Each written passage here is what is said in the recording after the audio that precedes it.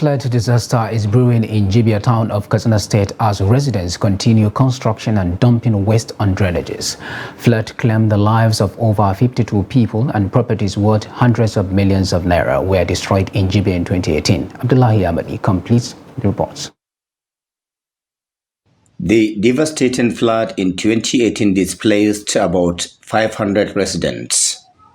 5 settlements of Kwata, Mekwari, Tudun to carry old and new settlements, and Dantudu were the worst affected then. Although Katsina State government had constructed drainages in the affected areas, but the residents have put the unfortunate events behind them and are now reconstructing their houses. We are seriously worried about the increasing rate of reconstruction here, and also the way some of us dump solid waste into these drainages. Look, the worst part of it is how some of us dump and process manure inside the major drainages. Don't forget, rain can come anytime.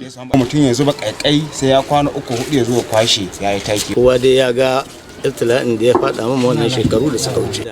the last disaster had taught us a bad lesson that we ought not to forget in years to come. But what is happening here is an indication that some human beings are not normal. The whole of these areas were flooded in 2018. Lives were lost, properties destroyed, several others displaced. Yet, look at what is going on here.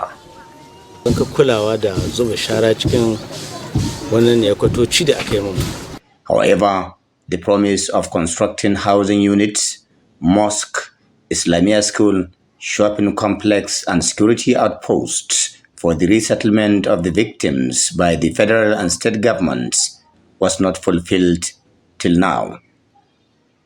The piece of land allocated for the proposed housing units to resettle the victims is still undeveloped, which may be the reason why residents are building and unmindful of the danger their actions portend to their existence.